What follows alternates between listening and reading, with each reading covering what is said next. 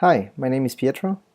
I am recording this video for the development expert curriculum presentation. I have to do it next week, but I won't be able to make it. For you, it will be probably today. And my idea is to speak my point of view, what I know about parallel computing and functional programming in this video. I hope you enjoy it, and I record in English so it can be useful to other people. So, parallel computing and functional programming. I will begin speaking of what is a functional programming. There are two things which we may hear about functional programming. First is when they refer as a language, which is the first definition I have here, and the second is also an idea, which is a functional style, a functional programming style. Simply speaking, functional programming is to treat computation as evaluation of mathematical functions and avoid changing state or mutable data. What does this mean? That a functional programming language should allow you to define functions for which an input will, a same input will always return the same output. And this is also part of changing state or mutable data. If you have changing state or mutable data, then the same input could possibly result in different outputs because it could depend also on external data. But the idea is that whenever you put the same doing a same input, you will always get the same output, and this is only achievable if you really use the functional programming style. Now, having said that, I have to say that functional programming is not strictly bound to be using a functional programming language.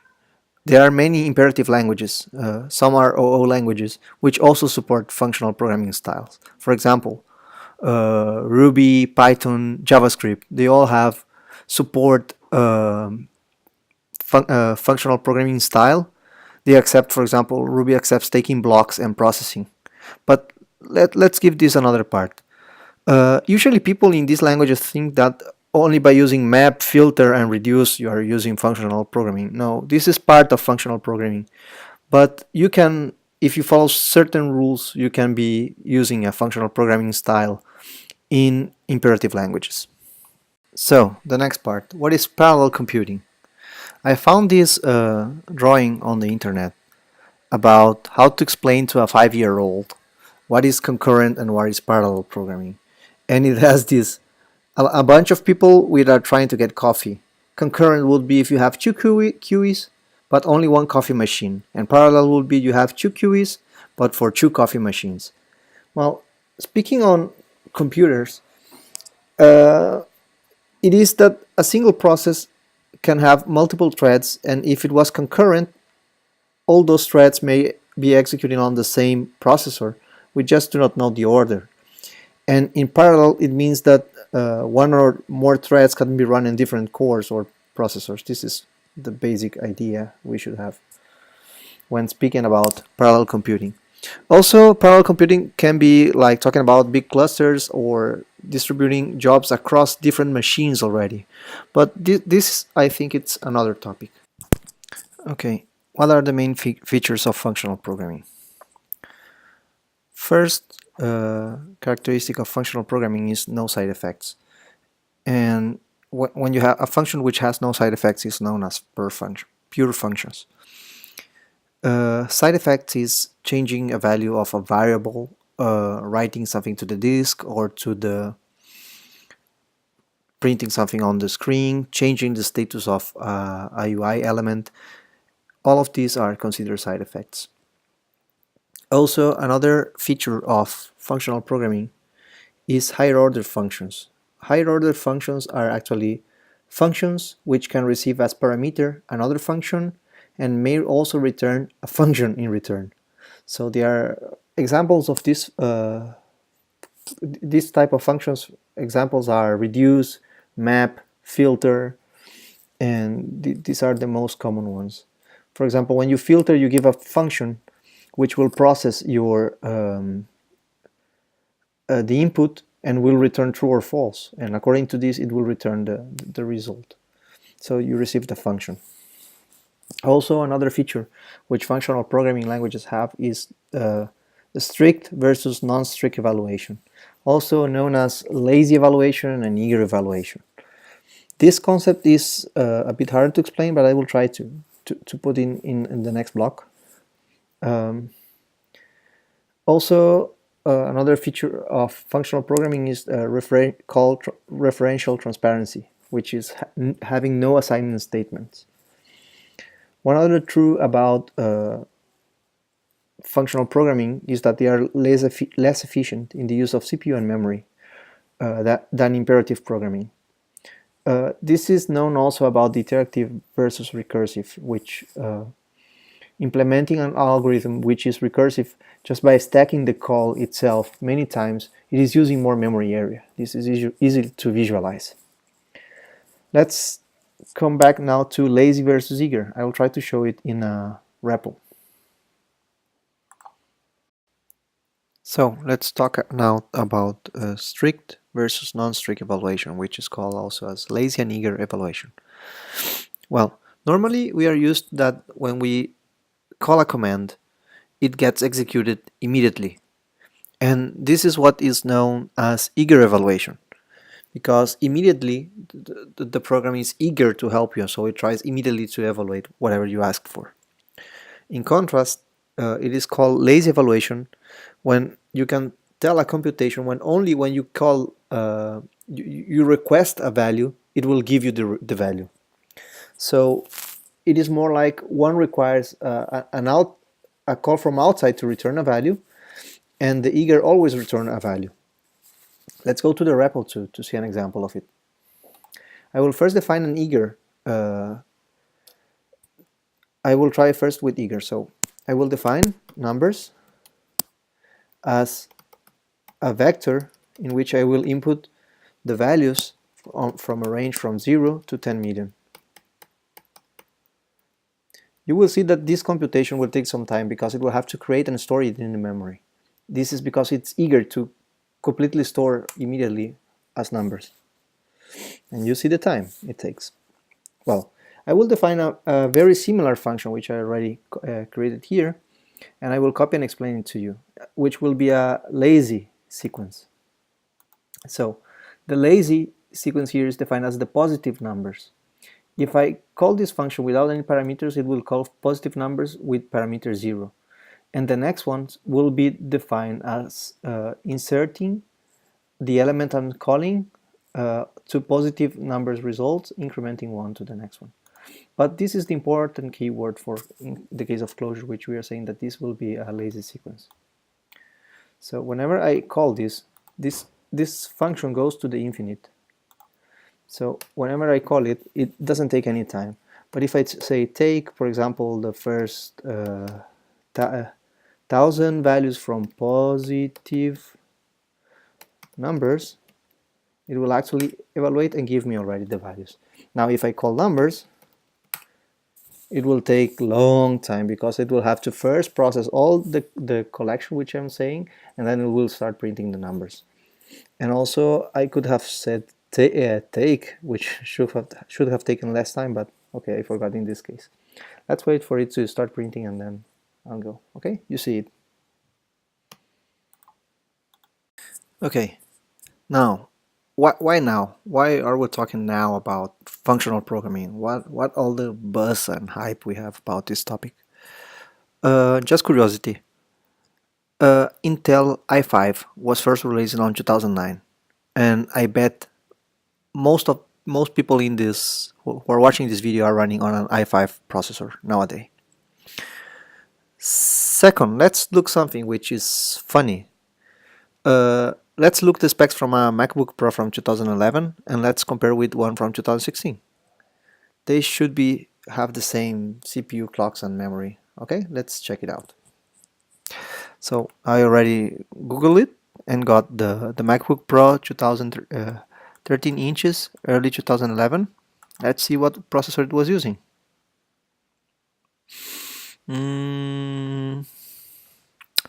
So it was an i5 from 2.3 gigahertz and 4 RAM.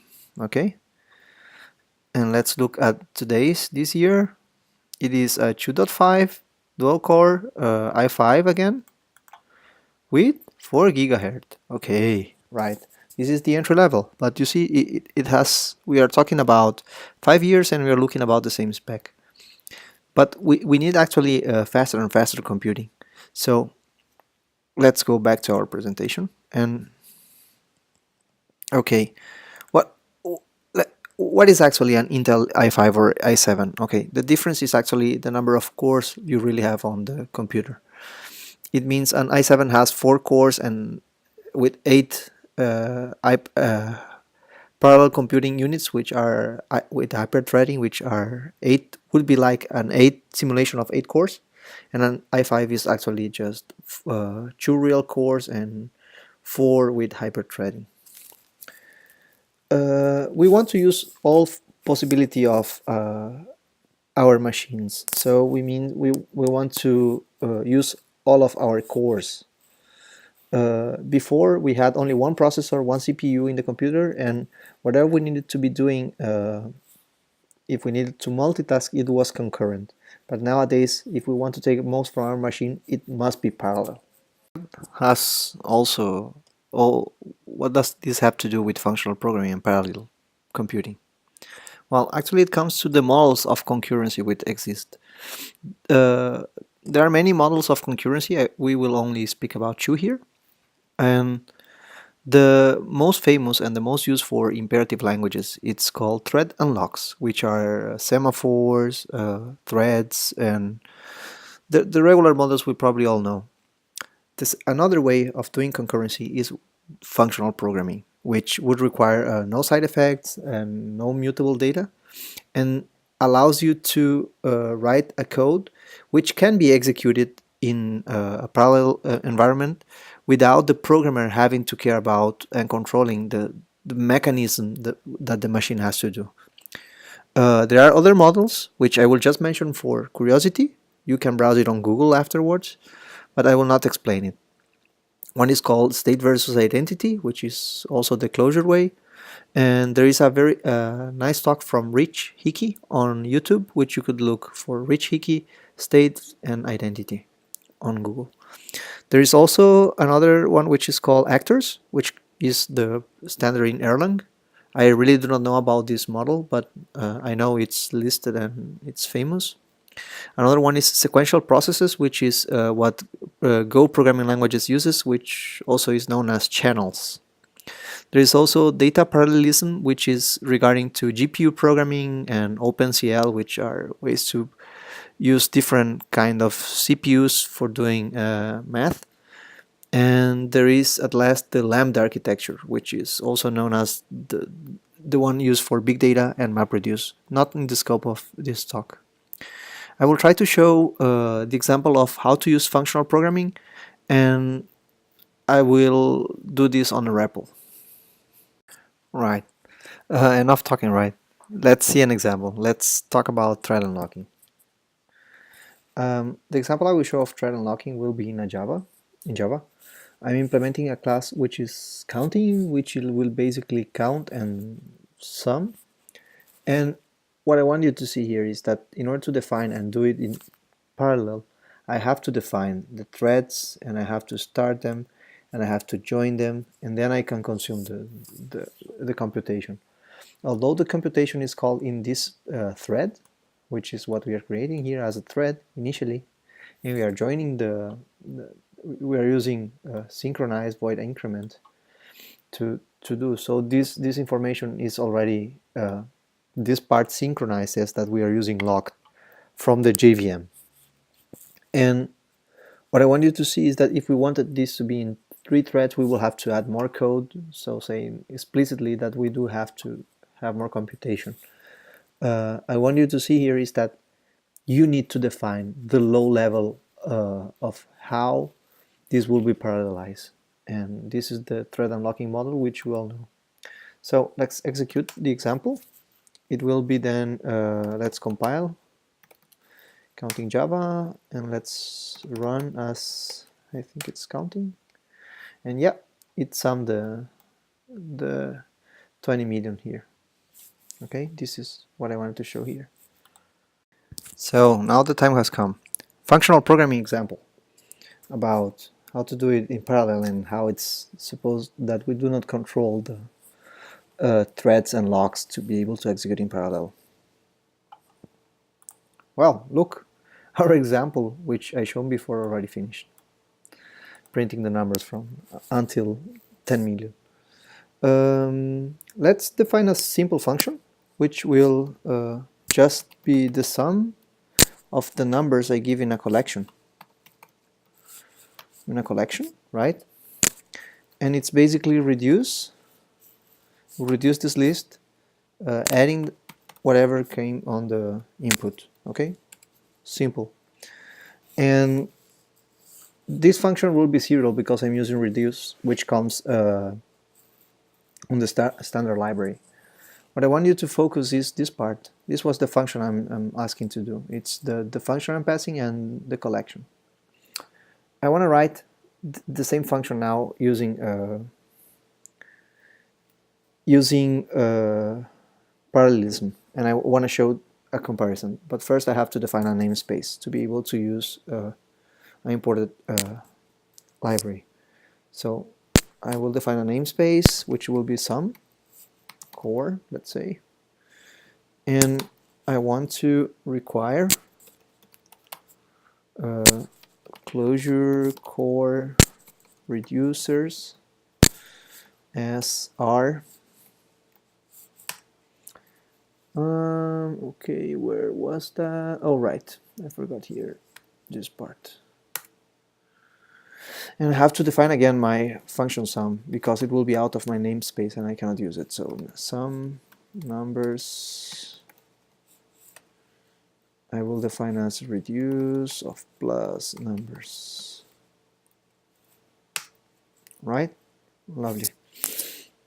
Now I want to define the parallel version, which will be define parallel sum, which also receives numbers, which is the same signature, which will actually call, instead of reduce, I will call rfold, which is the reduce function, which comes from the closure core reducers, which is able to execute reduce in parallel. And it will be exactly the same function plus and numbers. Okay? So let's time the execution with our definition of numbers. Is it still valid? No, it doesn't exist. So let's do it again. Let's define the first collection, which would be define numbers as into vector range 0, 10 million, right? Really takes long, and we can run time to time the time it takes this function, then sum, and we give numbers. So we see it takes this amount of time, but if we execute the second time, which has some buffering, it can reduce. Oh, it took even more. Let's see the parallel sum, how long it takes, which is able to use. And now it's even more efficient. You see, this is because parallel sum is able to utilize parallel process, breaking into parts and then folding. So this was the idea here, was to show that as a programmer we can have a same function, which is this part, written just to say, okay, you can use in parallel. So this is the great advantage, and this is why functional programming now is a hype. Although it also supposedly can use more CPU and use more memory. Okay, wrapping up. What we saw here is that functional programming allows us to write an algorithm, and we do not change too much to make it parallel. And in the case of imperative programming languages, we have to also add have to control of how the parallelism will occur, and we have to control it in a very fine grade. So we do not only care about the problem we're trying to solve, but actually we have also to care about how the machine will execute. So that is the advantage of using functional programming. Okay, I hope you enjoyed the video, and good luck.